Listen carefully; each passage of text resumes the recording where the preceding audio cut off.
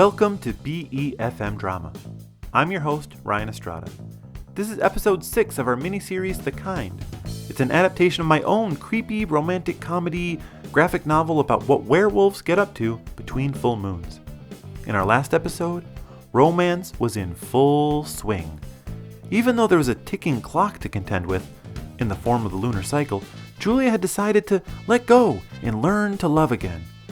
But she's never had a relationship that lasted past a full moon. So now, Julia's starting to wonder if maybe she made a mistake. We'll now adapt the next chapter of the comic to see how she and David deal with the pressure of the uncertain future and the trauma of her unknown past. Please enjoy episode 6 of The Kind.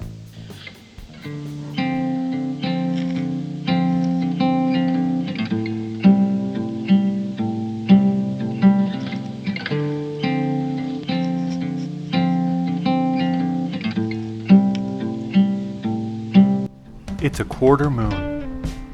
David and Julia walk together through downtown Royal Oak in the early evening.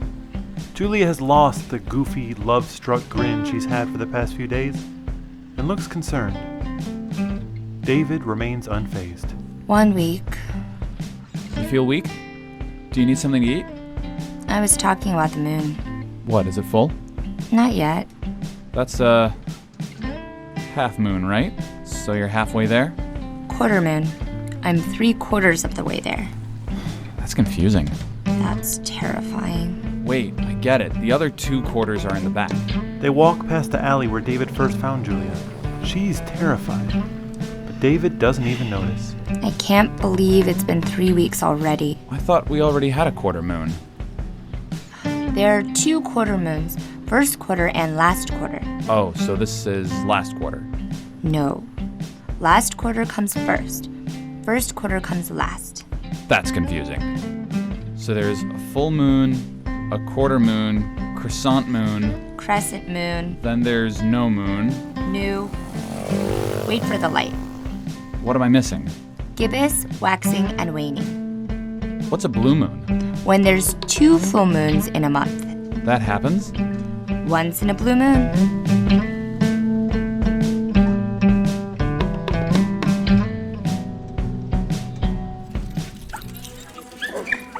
The next day, David and Julia are at the dog park with the dogs. They're back to sitting on opposite sides of the bench. Bijou is still playing with the ball that Julia got him, trying to work out how to get the dog cookie out.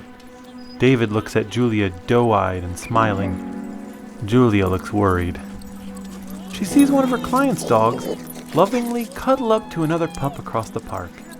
She smiles. It gives her a tiny bit of hope that love can survive animal instincts. Until the dogs start fighting. Julia's discouraged. She decides it's time to start training David. She'll start by teaching him how to bond with his own dog. If you're going to hang around me, you need to learn how to deal with wild animals. That's a domesticated animal. Baby steps. Now, pet him. David reaches out to pet Bijou. Bijou jumps up in startled surprise and drops his ball. No. If you reach out suddenly like that, he'll see it as a threat gesture. Let him smell your hand first. David gently offers his hand to Bijou. Bijou slaps it away in disgust. Animals just don't like me. Bijou has had enough of this and chases after his ball. It has landed in front of a much bigger, much angrier dog. I'll go get him. No, wait. David jumps up to get Bijou. Don't get between 2 dogs when... Julia watches in wordless terror as David learns why you should never get in between 2 fighting dogs. The ball rolls away. Bijou chases it, leaving David to get mauled. They're back in the same emergency room as the first time they met. But this time, it's David whose clothes are torn and whose face is bloodied. We spend a lot of time together in hospital waiting rooms. I guess it's inevitable that if we spend time together, one of us is gonna get hurt. Julia starts to cry. Oh, no, I was just joking. It's okay. I'm sorry, David. It's not your fault. You can't control what some animal does. That's never as comforting as people think. The doctor is back. What happened this time? We were walking the dog and... You're dangerous, lady. David and Julia have returned to their usual window seat at the tea house. David has to sit awkwardly because he's all bandaged up. Be careful. Use a pillow. I'm okay, don't worry. We'll stop by the pharmacy on the way out and get you something for the pain. I need to get my prescription anyways. Your prescription? I'll take a sleep aid and go to bed early during the full moon. And that keeps you out for the night? Well, no. Enough medicine to knock out a wolf is way too much for a person. But it does help me sleep through the transformation. Last month, I realized at the last minute that I had to run out and tried to rush to the pharmacy and back before nightfall. I didn't make it. Is that when I found you? Yeah. Well, as long as you know not to take any more unnecessary chances. Yeah. Is there anything I can do to help? No. I think I have to do this on my own. Julia looks out the window at the alley where David first found her. She wonders what happened that night, if anyone was hurt. What are you looking at? Nothing. Let's go. They leave, passing the alley. Julia runs past it. David is clueless. They're in the video store, browsing for something obscure to watch. What do you feel like? Scared. You want something scary? What? No, I have enough horror in my life. How about a nice comedy? I know you just want to make me happy, but I've seen how this ends. And you aren't gonna like it. This looks like fun. I'm trying to be serious. Are you looking for something more serious? No. I don't think I can handle a lot of drama right now. How about a little romance? Not tonight. They walk past the clerk on their way out of the store. I can ring up your videos over here.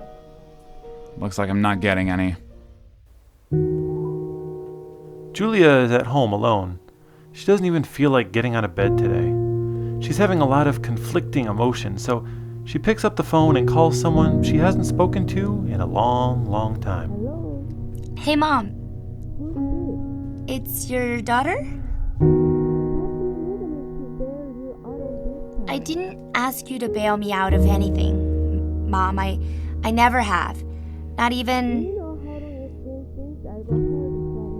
I live in Michigan now. I'm doing great, actually. I have my own business. I have friends. I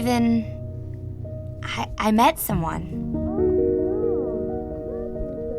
Mom, don't start. You know I had no control over what happened last time. It's different this time, Mom. Mom, I'm in love. Mom? Hello? Julia's mom is hung up. Now she's all alone with her thoughts and the memories of all the relationships that have ended in tragedy in the past.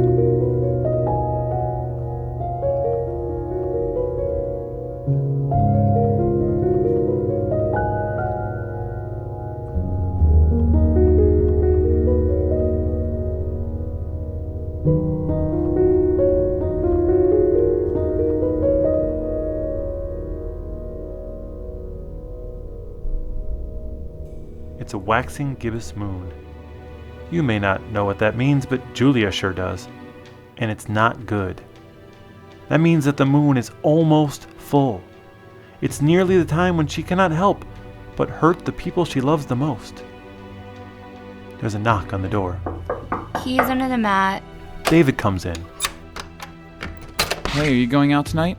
No. He finds Julia lying on the sofa, still in her pajamas, with a pillow over her face. Is there something you want to talk about? No. Do you want to meet my parents? No. They invited us over this Thursday. Thursday? Thursday. Julia sits up quickly, the pillow falling onto her lap. Thursday? What's wrong with Thursday? You want me to meet your parents this Thursday? Oh, is it that time of the month? She angrily throws the pillow at David. Oh, no, I didn't mean, I meant lunar month, the lunar calendar. Is it She slumps back down into the sofa. The full moon. Thursday? Thursday. Friday then? Oh, that's much better. She buries her face into the pillow again. David's clueless optimism is not what she needs to hear right now. everything will be... What does that even It mean? means that I don't care. Maybe you should try caring about something for once. That's not what I meant to say either. I mean, it won't change. Change what? You don't even know me. Well, how can you say I don't know you? How can you keep saying everything will be okay? Because everything will be okay. She chucks the pillow at David's face before he can finish that sentence. Do you want me to go? Yes. David leaves. Keys under the mat. Julia goes back to lying alone. She knows that the only way to keep from hurting David is to push him away. But that makes her hurt even more. Don't tell me nothing I don't want to hear.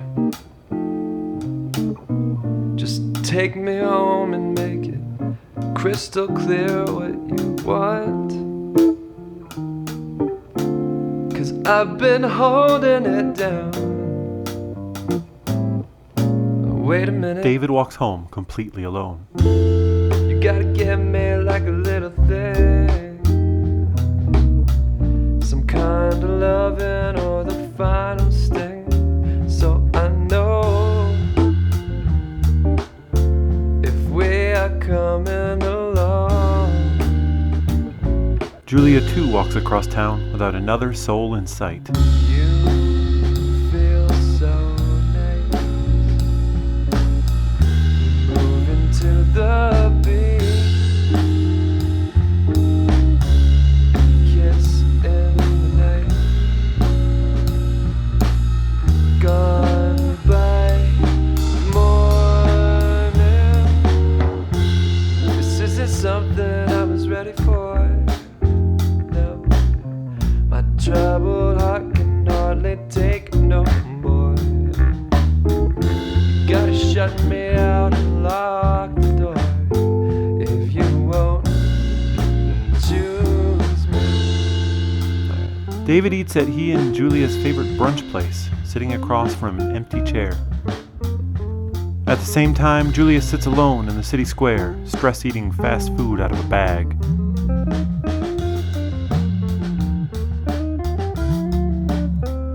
It's the morning of the full moon. David shows up at Julia's apartment and calls her from outside the door. Hey, Julia, can I come up? Are you kidding me? Julia's at home, in bed, in the same pajamas as before. I know it's Thursday, but it's not dark yet. I just haven't seen you in 2 days. Here's what's going to happen. You're going to come over and tell me everything will be okay, but then it won't be okay. You'll stick around too long, and when I change, you'll underestimate the danger of the situation. You'll try to placate me, and I'll start acting like a wild, frightened animal. You're going to try and talk your way out of it and appeal to the part of me that's still me, which, by the way, isn't there. But I'm going to perk up my ears and listen, just like any animal that doesn't understand what you're saying. But you're going to mistake this for recognition, get too close, and get mauled. Then I'm going to have to spend the rest of my life feeling guilty about it. I just know that it's a stressful night, and you don't have to be alone. You have no idea what kind of night it is, or else you really wouldn't want to be with me right now. I'll always be here for you. Don't you have friends to go hang out with? Go be there for them for a while. Julia hangs up and rolls over in bed. She knows she's just pushed David away. But at least he won't be around for the full moon, and he won't get hurt. Unless, of course, he does something really, really stupid. If you love me, then you treat me right. If you don't, then shoot me down tonight. But I'll still watch my phone in case you change your mind. If you won't choose, baby, choose. Won't choose me.